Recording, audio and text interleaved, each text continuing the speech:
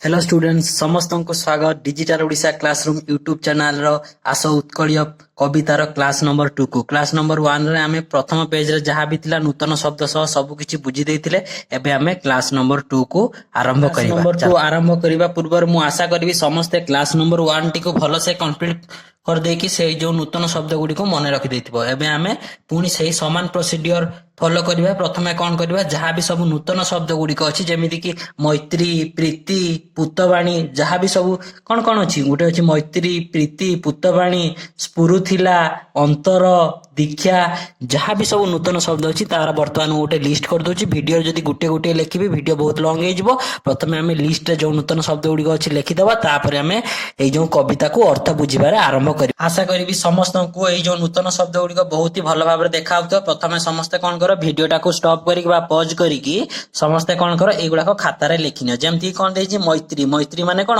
बंधुता प्रीति माने कौन भल पाइबा बा स्नेह पुतवाणी माने कौन पवित्र बाणी बा भल उपदेश स्फुरुथिला माने कौन प्रकाश पाउथिला बा स्वाभाविक भावरे थिला अंतर माने कौन हृदय बा मन दीक्षा माने कौन शिक्षा बाळुत माने कौन बाळुत पिला बा बाळुत माने कौन छोट पिला जेमती झांसी थिला कौन स्वाधीनता संग्राम रे निज जीवन को झांस दे देथिला ता माने कौन झांसी थिला माने कौन जीवन को उत्सर्ग कर देथिला।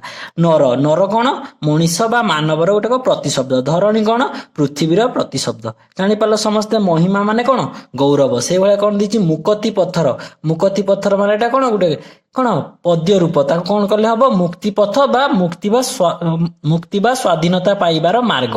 तापरे कौन अछि तरपण माने कौन सम्मान देबा बा श्रद्धांजलि देबा। तापरे कौन अछि फेई फेई माने कौन उलटाइबा बा खोलिबा। मु आशा करछि समस्ते बुझी पारतो। जदि यहाँ व्यतीत द्वितीय पृष्ठ रे जहाँ भी जदि किछि आउ किछि नूतन शब्द रहि जाइथिबो तमे ताकू कमेंट रे लिखि देइथिबो मु निश्चित भाव रे रिप्लाई देबी। क्लास जदि भल लागुछि समस्ते लाइक करो एवं नेक्स्ट कोन क्लास तमे देखिबा को चाहूछो मते कमेंट रे लिखि जणा एवं सही क्लास रे अपडेट्स जदि तमे पाइबा को चाहूछो चैनल को जल्दी डिजिटल ओडिशा क्लासरूम चैनल को जल्दी सब्सक्राइब कर दियो।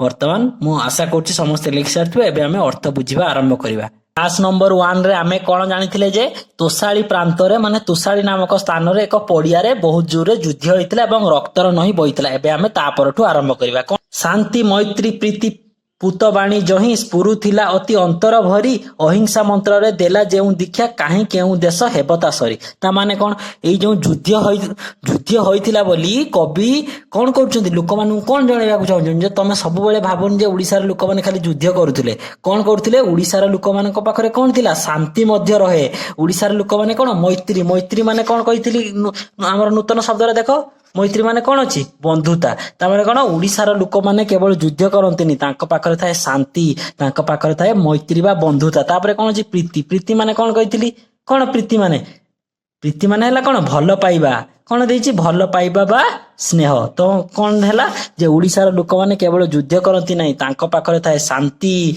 तांको पाखरे थाए बंधुता तांको पाखरे थाए कौन भल पाइबा स्नेह एही पुतवाणी बा कौन उपदेश एही सब भल उपदेश जहा कि स्फुरुथिला माने कौन कहितली प्रकाश पाइथिला बा कौन होइतिला स्वाभाविक भावरे थिला। तो कौन हैला एई जो ओडिशार लोक मानक पाखरे कौन अछि केवल युद्ध से माने करंती नाही तांको मध्य रे मध्य बहुत बंधुता भल पाइबा आउ कौन बहुत बंधुता भल पाइबा स्नेह एई सब तांको पाखरे भरी रहिछि स्वाभाविक भावरे तांको पाखरे सेई सब भरी रहिछि तांको अंतर तांको हृदय रे भरी रहिछि। अहिंसा मंत्र रे देला जेउ दीक्षा अहिंसा मंत्र रे कौन जेउ दीक्षा माने कौन कहितली दीक्षा माने कौन कहितली शिक्षा तेनु कौन केवल युद्ध करंतिनी सेमानक मध्य रे बंधुता भल पाइबा स्नेह रहिबा सहित अहिंसा मंत्र रे से माने शिक्षा देइछन्ती काहाकू अन्य सब देश मानकू विश्व गुरु आम ओडिशा बा एवं भारत देश को कह जाय कि नहीं काहे एमाने शांति मैत्री अहिंसा गुण सब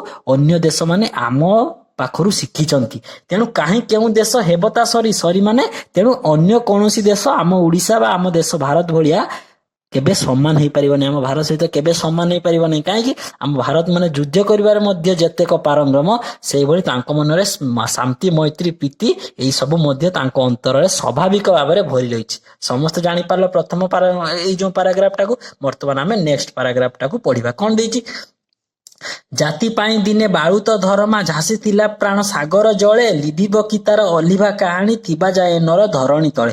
ता माने कोन एई जो କଣ ଏଇ ଯୋଉ ଧରମା ଶୁଣିଥିବ ତମେ, ଲାଙ୍ଗୁଳା ନରସିଂହ ଦେବ ସେଇ ଯୋଉ ଗପରେ ଶୁଣିଥିବ, କଣ ହେଇଛି ଜାତି ପାଇଁ, ମାନେ ନିଜ ଜାତି ପାଇଁ, ନିଜ ଦେଶ ପାଇଁ, 1200 ବଢେଇଙ୍କ ପାଇଁ ସିଏ କଣ କରିଥିଲା, ଦିନେ ବାଳୁତ ପୁଅ, ବାଳୁତ ମାନେ କଣ କହିଥିଲି, ବାଳୁତ ମାନେ ମନେ ପକାଉ, ଦେଖ ଲେଖା ହେଇଛି କଣ, ଛୋଟ ପିଲା, ଯେ ଏତେ ଛୋଟ ପିଲା କଣ କରିଥିଲା, 1200 ବଢେଇ ପାଇଁ, ନିଜ ଜାତି ପାଇଁ କଣ କରିଥିଲା, ଦିନେ ଝାସିଥିଲା ମାନେ କଣ କହିଥିଲି, ନିଜ ଜୀବନକୁ ଉତ୍ସର୍ଗ କରିଦେଇଥିଲା ସାଗର ଜଳେ, ମାନେ ସମୁଦ୍ର ଜଳରେ। ଜାଣିଛ ଯେ କୋଣାର୍କ ମନ୍ଦିରର ଚୁଳି ମାରି କିପରି ଡେଇଁ ପଡିଥିଲା ସମୁଦ୍ରକୁ, ଦେଇକି ଜୀବନ ଦେଇଥିଲା 1200 ବଢେଇଙ୍କ କଣ ସମ୍ମାନ ରଖିବା ପାଇଁ। ତ ସେଇ କଥା ଏଠି କବି କଣ କହିଛନ୍ତି ଯେ, ଦିନେ ଜାତି ପାଇଁ ବାଳୁତ ଧରମା, ଛୋଟ ପିଲା ଧରମା କଣ କରିଥିଲା, ନିଜ ଜାତି ପାଇଁ କଣ କରିଥିଲା, ନିଜ ପ୍ରାଣକୁ ସମୁଦ୍ର ଜଳରେ ଝାସି ଦେଇଥିଲା, ମାନେ କଣ କରିଥିଲା, ଉତ୍ସର୍ଗ କରିଦେଇଥିଲା। ଲିଭିବ କି ତାର ଅଲିଭା କାହାଣୀ, ଥିବା ଯାଏ ନର ଧରଣୀ ତଳେ, ତାର ଯୋଉ ଅଲିଭା କାହାଣୀ, ତାର ଯୋଉ ଏଇ ଯୋଉ କଥା ଗୁଡାକ କେବେ ବି ଲିଭିବ ନାହିଁ, ଯେତେ ପର୍ଯ୍ୟନ୍ତ ନର ମାନେ କଣ କହିଥିଲି, ମଣିଷ, ଧରଣୀ ମାନେ କଣ କହିଥିଲି, ଧରଣୀ ମାନେ କଣ କହିଥିଲି, ପୃଥିବୀ, ମାନେ ପୃଥିବୀ ପୃଷ୍ଠରେ ଯେତେ ଦିନ ଯାଏ ମଣିଷ ଅଛନ୍ତି, ସେତେ ଦିନ ଯାଇ ଧରମାର କାହାଣୀ, ଏଇ ଧରମାର ଜୀବନ ଯୋଉ ଉତ୍ସର୍ଗ କରିଛି, ସେ କଥା କେହି ଭୁଲିବେ ନାହିଁ, କି କୌଣସି ଇତିହାସ ପୃଷ୍ଠାରୁ ଏହା କେବେ ଲିଭି ହେବ ନାହିଁ ବୋଲି କବି ଏଠାରେ ପ୍ରକାଶ କରିଛନ୍ତି। ମୁଁ ଆଶା କରୁଛି ପ୍ରଥମ ଏବଂ ଦ୍ୱିତୀୟର ସମସ୍ତେ ବହୁତ ଭଲ ଭାବରେ ବୁଝିପାରିଥିବ। ବର୍ତ୍ତମାନ ଆମେ ତୃତୀୟଟିକୁ ବୁଝିବା। ଆଦରସ ଜାତିର ମହତ୍ଵ, ଦେଶ ପାଇଁ ଦେଲା ନିଜକୁ ବଳି, ଦରିଦ୍ର ଜନର ବନ୍ଧୁ ଗୋପବନ୍ଧୁ, ସେ ପୁଅ ମହିମା ହେବ କି କଳି। ତା ମାନେ କଣ ହବ ଚିନ୍ତା କର, ତ୍ୟାଗ କିଏ କରିଥିଲେ, ଯୋଉ ଗୋପବନ୍ଧୁ ଦାସ ଶୁଣିଥିବ, ଉତ୍କଳମଣି କିଏ, ଗୋପବନ୍ଧୁ ଦାସ। ତ କଣ କହିଛି, ତ୍ୟାଗ ଆଦରସ ଜାତିର ମହତ୍ଵ, ଦେଶ ପାଇଁ ଦେଲା ନିଜ ଜୀବନକୁ ବଳି, ଦରିଦ୍ର ଜନର ବନ୍ଧୁ। ତା ମାନେ ଦରିଦ୍ର ଜନର ବନ୍ଧୁ କିଏ, ଏଇ ଯୋଉ ଗୋପବନ୍ଧୁ ଦାସ, ସିଏ କଣ କରିଥିଲେ, ଦେଶ ପାଇଁ ଦେଲା ନିଜକୁ ବଳି, ଦେଶ ପାଇଁ ନିଜ ଜୀବନକୁ ଉତ୍ସର୍ଗ କରିଦେଇଥିଲେ। ତାଙ୍କ ତ୍ୟାଗ ଆଦର୍ଶ ହଉଛି ଆଗରେ, ଏ ଦେଶ ସବୁବେଳେ ତାଙ୍କୁ ସମ୍ମାନ ପ୍ରଦର୍ଶନ, ଏ ଦେଶର ଲୋକମାନେ ତାଙ୍କୁ କଣ କରନ୍ତି, ସମ୍ମାନ ପ୍ରଦର୍ଶନ କରନ୍ତି। କାହିଁକି, ଏ ଦେଶ ପାଇଁ ତାଙ୍କ ଜୀବନ କଣ, ତାଙ୍କର ତ୍ୟାଗ ଆଉ ତାଙ୍କ ଆଦର୍ଶ ପାଇଁ ସମସ୍ତେ ସମ୍ମାନ ପ୍ରଦର୍ଶନ କରନ୍ତି। ଏଇ ଦରିଦ୍ର ଜନର ବନ୍ଧୁ ତାହେଲେ କିଏ, ଗୋପବନ୍ଧୁ ଦାସ। ଇଏ କଣ କରିଥିଲେ, ଦେଶ ପାଇଁ ନିଜ ଜୀବନକୁ ବଳି ଦେଇଥିଲେ। ସେ ପୁଅ ମହିମା ହେବ କି କଳି, ତେଣୁ ସେ ଭଳିଆ ଜଣେ ଓଡିଶାର ପୁଅକୁ କେବେ ବି ଆମେ ଭୁଲି ପାରିବା ନାହିଁ, ତାଙ୍କୁ ସବୁବେଳେ ସମ୍ମାନ ପ୍ରଦର୍ଶନ କରିବା। ବୁଝିପାରିଲ ସମସ୍ତେ। ଏବେ ନେକ୍ସଟ କଣ ଦେଇଛି, ବାଜି ରାଉତର ନାଁ ଲୁଚି ନାହିଁ ମୁକତ, ଏଠି ହବ ଦେଖ ବେଟା, ମୁକତ ହବନି, ଏଠି ହବ ମୁକତି ପଥର ସୈନିକ ସେହି, ତରପଣ କର ସେନାମ ଉଚ୍ଚାରି, ସ୍ୱାଧୀନ ସଂଗ୍ରାମ ପୁରାଣ ଫେଇ। ତା ମାନେ କଣ, ବାଜି ରାଉତ ଶୁଣିଥିବ, ଯିଏ କି କଣ ନଦୀ ପାରି, କାହାକୁ, ଇଂରେଜ ମାନଙ୍କୁ ନଦୀ ପାର କରିଲା ନାହିଁ ବୋଲି ତାକୁ ସେମାନେ ଗୁଳି ମାରି ଦେଇଥିଲେ, ଜାଣିଛ କି ନାହିଁ।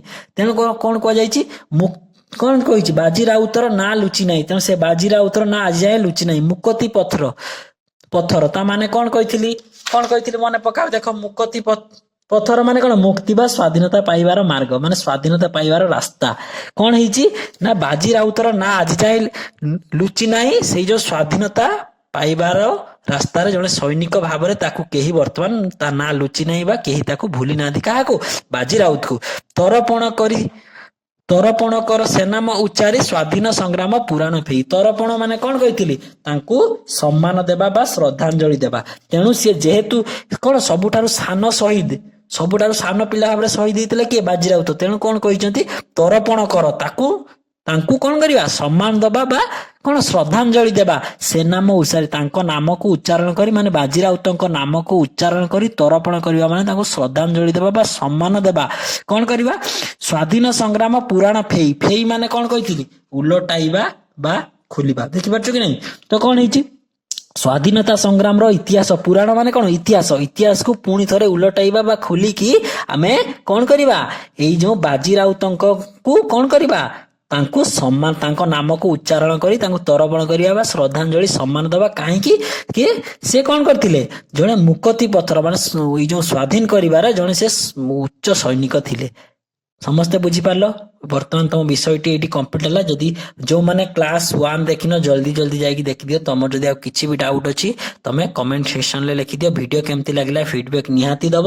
ସମସ୍ତଙ୍କୁ ବହୁତ ଧନ୍ୟବାଦ। ଚ୍ୟାନେଲକୁ ଲାଇକ କର ଏବଂ ଚ୍ୟାନେଲକୁ ସବସ୍କ୍ରାଇବ କର। Thank you.